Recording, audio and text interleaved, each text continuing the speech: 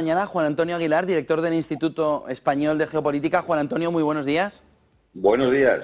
No sé si empezar, tú decides, por Europa y el lío que está habiendo alrededor de Hungría con la suspensión posible de los derechos de voto, o nos vamos ya a la zona de Lloyd Austin y el lío que también hay en Oriente Medio y el carguero. ¿Qué prefieres de los dos temas? Te dejo elegir. Yo qué sé, si quieres empezamos por Oriente Medio, que parece que es más peligroso, ¿no? Oriente Medio, Lloyd Austin, visita del secretario de Estado de Defensa. ¿Qué es lo que ves? ¿Qué fotografía nos deja? Y sobre todo, ayer vetó en el Consejo de Seguridad de Estados Unidos el cese de las hostilidades. Dice que si hay suspensión, sí, pero cese no. Vamos a ver, seamos serios. Estos señores lo que tienen es mucha palabrería, pero luego los hechos no van acompañados a lo que dicen, ¿no? Andar criticando a Israel por un exceso de víctimas civiles, porque no tiene contención, etcétera, etcétera, y luego llega el momento de simplemente tener un gesto como es el de solicitar el alto el fuego, incluso en la Asamblea General, que no es vinculante, y no lo hacen. Vamos a ver, es decir, yo creo que los hechos no acompañan a las palabras. Creo que todo es un juego además bastante macabro, ¿no? Porque por medio lo que hay son muchas víctimas civiles. Pero es el mismo juego que están haciendo, por ejemplo, con el tema de el Mar Rojo, ¿no? Es decir, los yemeníes, porque hay que decir una cosa. Es decir, cuando sale el ministro de Defensa de Yemen, es útil, sí, es el ministro de Defensa de Yemen.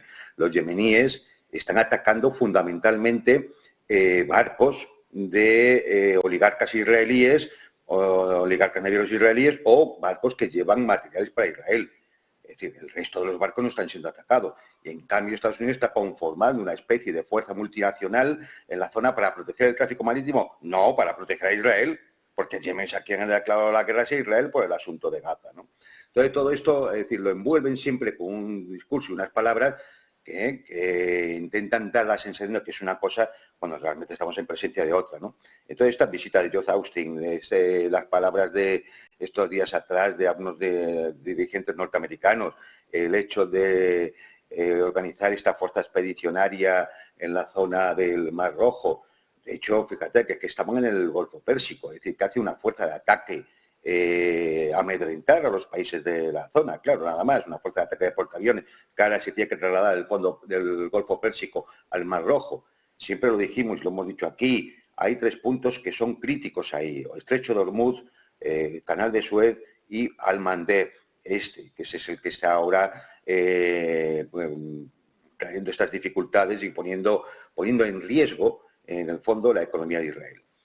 ¿Por qué? También lo habíamos comentado, no va a haber escalada. Esto es una guerra asimétrica prolongada. Lo que se busca es desgastar al enemigo. Y se le desgasta pues con guerra de baja intensidad en la frontera del Líbano o en la zona de los Altos del Golán, atacando sus intereses económicos o intentando un bloqueo en la zona en que pueda, por ejemplo, aquí en el Mar Rojo, etcétera, etcétera. Y ese es un poco el panorama que estamos viviendo, ¿no? Mientras no haya un alto el fuego, nada iba a impedir que sea en el Golfo Pérsico, en el Mar Rojo, en el Canal de Suez o en el Mediterráneo Oriental, no siga habiendo incidentes de este tipo que agraven la situación de las cadenas de distribución mundial y provocará subidas de precio de la energía y de otros productos. Es que es lógico. Pero es que es el modo de guerra que hacen los países débiles frente a los fuertes. ¿Puede escalar con un posible ataque si esto no se consigue recuperar por parte de Estados Unidos y de los aliados, que ya ha dicho Estados Unidos que estaba buscando hasta 9 aliados para poder defender la zona, en diferentes ataques que haga Israel en otros países, en Líbano, en Yemen, que escalen todavía más el conflicto?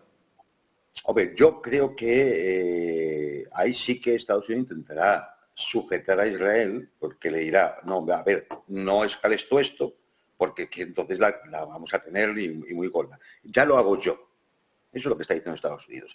Y para eso, para que no parezcas un acto claramente imperialista, como siempre ha ocurrido en las guerras en Oriente Medio, pues Estados Unidos, ¿qué es lo que busca? Siempre una especie de coalición internacional para dar la sensación de que es la comunidad internacional.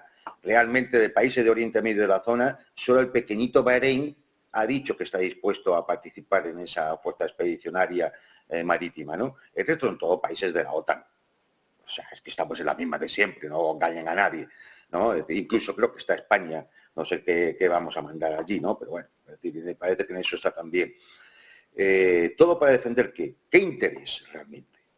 Es decir, todos sabemos, por ejemplo, en esa zona los problemas que ha habido de libertad de navegación marítima con la piratería de Somalia, ¿no? Y se han enviado buques de protección y demás. Bueno, pues eso tiene cierto sentido. Pero aquí estamos en un conflicto muy determinado. ¿Quieren acabar con un problema de las cadenas de distribución naviera que van por esa zona y no tener que hacer 15.000 kilómetros rodeando toda África? Muy sencillo, obliguen a Israel a cumplir con el derecho internacional. Ya está, es que es así de sencillo. No se quiere hacer.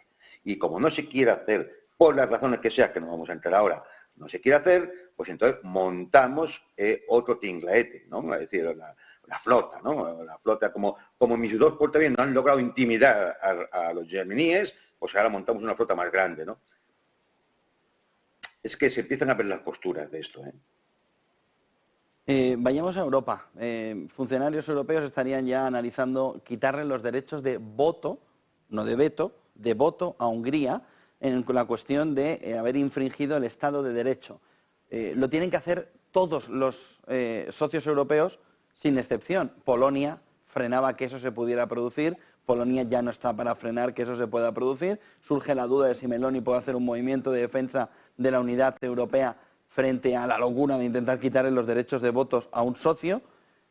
Puede poner en peligro 2024 con unas elecciones a la vista en junio la unidad europea y una posición de Orbán en la que no sabemos cuáles van a ser las consecuencias. Vamos a ver, es que yo creo que estamos viviendo, de nuevo están viéndose las posturas, ¿no? Estamos viviendo las contradicciones terribles que tiene la construcción europea tal como se ha hecho. ¿Cómo que se le va a quitar el derecho de voto a uno de los miembros? ¿Y si se va? Es decir, lo que quieren es que se vaya, ¿eh? Es decir, vamos a ver, el nuevo gobierno de Países Bajos, o de Polonia, o de Eslovaquia, o algún otro, ¿va a permitir eso? Porque hoy es Hungría, mañana puede ser cualquier otro. Y además, ¿quién lo decide? ¿A quién decide eso? Quitar el derecho de voto. Que también es quitar el derecho de veto, porque si no puede votar, pues evidentemente tampoco puede vetar, ¿no? Es decir, una cosa viene dada con la otra. ¿Quién lo decide? Lo deciden unas cúpulas en Bruselas a las que han elegido las castas políticas europeas. No lo decide el pueblo europeo como pueblo que vota en el Parlamento Europeo, porque el Parlamento Europeo no es quien nombra a la Comisión ni al Consejo. Entonces, es decir, ¿qué estamos hablando? De la camarilla de Bruselas, una camarilla que decide quitarle el voto a un país. ¿Qué pasa? Es decir, pero esto, o sea, en las leyes nacionales, por ejemplo, tienen que darse una serie de circunstancias judiciales para poder retirar el sufragio pasivo y activo a cualquier ciudadano. ¿Esto qué es?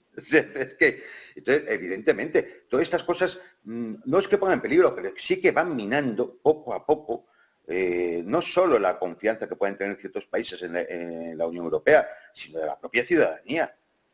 Es decir, parece que no, a veces no nos damos cuenta que se le va a quitar el derecho de voto a un país que tiene X millones de habitantes.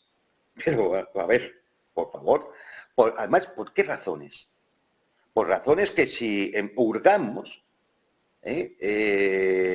cualquiera de los países de la Unión Europea también incumple algunos tipos de esas razones, o sea, razones de ese tipo, ¿no?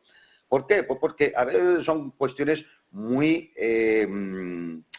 cogidas con alfileres, ¿no? Un tema de libertad, por ejemplo, del Poder Judicial, de independencia del Poder Judicial. Hombre, es que si nos vamos a ver, hay más de un país que tendría que mirar para otro lado por temas de independencia del Poder Judicial. Y no solo España, ¿eh? Es decir, entonces, ¿por qué Hungría? Vamos a ver, no nos engañemos. Es Hungría porque Orbán está fastidiando el tema de enviar 50.000 millones de euros que tienen que pagar los pobres ciudadanos europeos a Ucrania para apoyar al régimen de Zelensky. Esa es la razón, no nos engañemos. Y no hay más. Y como en Estados Unidos no puede soltar un solo dólar, pues aquí habían previsto cubrir de momento, hasta que se pudiera, esa cuestión. ¿Con qué? Con que cada familia media europea pusiera 400 euros, que son aproximadamente esos 50.000 millones de euros. Entonces, para robarnos esos 400 euros a los europeos, hay que cerrar la boca a Orbán. Esta es la realidad, que no se la van a contar así, pero esta es la realidad. Independencia judicial, derechos humanos, democráticos, venga, por Dios, por Dios. Empezamos a mirar, por ejemplo, cómo se trataron a los chalecos amarillos en Francia, o cómo se ha tratado a cierta inmigración en otros países, o los Balcanes, cómo se han cerrado fronteras. Es decir, hablamos de derechos humanos o de independencia de poderes. Pues nos fijémonos simplemente en la península ibérica. No hay que ir muy lejos. No, esto todo es un cinismo político al que nos tiene acostumbrada Bruselas, ¿no? Y ya está. Las razones ocultas son las importantes, esas están detrás. Y no se atreven a decirla. ¿Por qué? Porque es muy escandaloso ante la opinión pública. Muchísimas gracias, Juan Antonio Aguilar, director del Instituto Español de Geopolítica. Buen día. Gracias por estar con nosotros hasta ahora. Buen negocio. Gracias a vosotros.